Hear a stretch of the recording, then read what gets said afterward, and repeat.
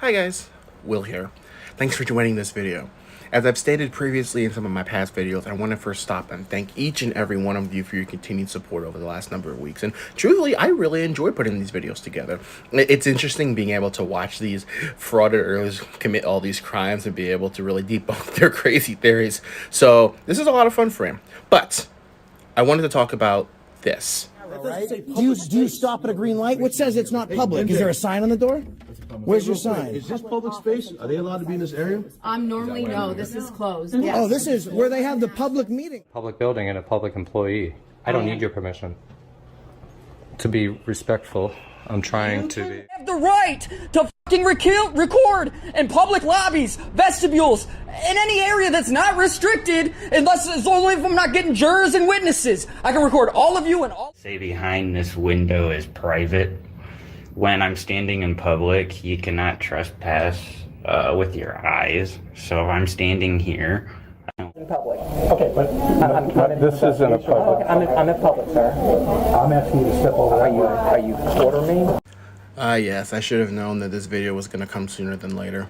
This is another interesting theory that they have that I'm kind of not understanding where they get it from. But that's an interesting question. Are frauditors allowed to just go into any business, government, established building, form, whatever the case is, and commit their audits? Well, I think in order to really understand that, first we need to actually understand the true definition of what a public establishment is. Public property, public forum for that matter. We're going to be using interchangeably throughout this video. But what exactly defines an establishment that is public? Well, when you actually look up what the definition of public property is, it goes to show that public property is used for purposes including but not limited to events that take place on public land, entertainment, and different various events. Now, going deeper into the code, it goes into even greater detail. Land which is primarily used for entertainment, music concerts, dining, drinking, etc. So public is what we expect. Public is public. However, not all property falls under this description. Now, when you look, it goes to show that there are three different types of forums. We're going to primarily talk about two of them, but traditional public forums or public property that we discuss, limited public forums, and non-public forums.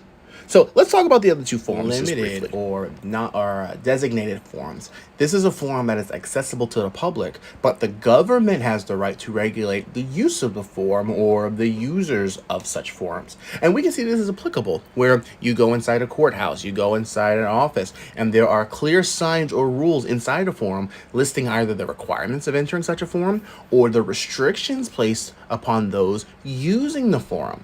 This is an establishment's right to establish if they are a limited public forum. Now, a non-public forum is a forum that simply is not open to the public or a private establishment. Now, it's interesting because when you see these frauditors videos, it seems that they just think that all buildings are public if it's owned by the government. It's like a blanket policy. But as we see by these definitions, this is simply not the case. Now, I mentioned a case law in one of my earlier videos, but I think it's still applicable here. US v. Coquinda, where it helped us to see that the government's ownership of a property does not automatically open it up to the public. Now, another interesting case is a Good News Club versus Milford Central High School from 2001. Now, it's interesting because initially in this case, it found that the institution did violate the First Amendment rights by limiting free speech, but it's the court opinion by Justice Thomas that I found very profound, where he goes on to state that a limited public forum is free to restrict certain free speech that is reasonable in light of the purpose that the forum serves. So the question is it reasonable to limit frauditors' ability to film in a forum that is not a traditional public forum? And yes, absolutely. It's perfectly reasonable to restrict frauditors from filming inside a facility where that is not the purpose. If they want to express their right to free press, they absolutely have the right to do so in forums that are appropriate. But in a majority of these buildings, as we see by their videos, this is not appropriate. Now let's look at an example of this. Social Security building. We know frauditors love to go to Social Security buildings. Now, the regulations of the Social Security offices are clear. Video photography are strictly prohibited without permission of the tenant agency, which is the right that a Social Security office, a limited public forum, has reserved. Now remember, a limited public forum have the ability to regulate the use of the forum. Now, what is the use of a Social Security building? It's not to film people in an anonymous manner or create unreasonable noise or simply to be a nuisance.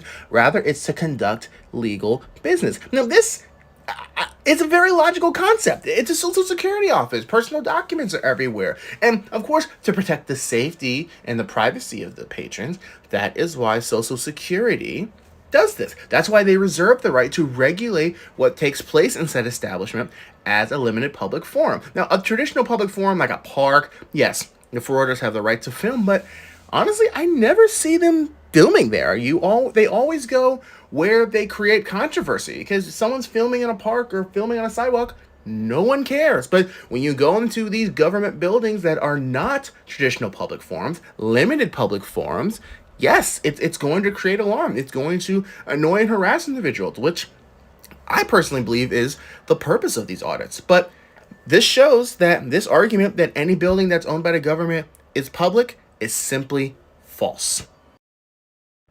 I'm going to leave this there. Again, I think I probably could go into greater detail and do some more research on this topic, but I think if anything, that's a very good start. I mean, at least we understand that, yes, these frauditors, they can't just barge into these buildings and say it's public.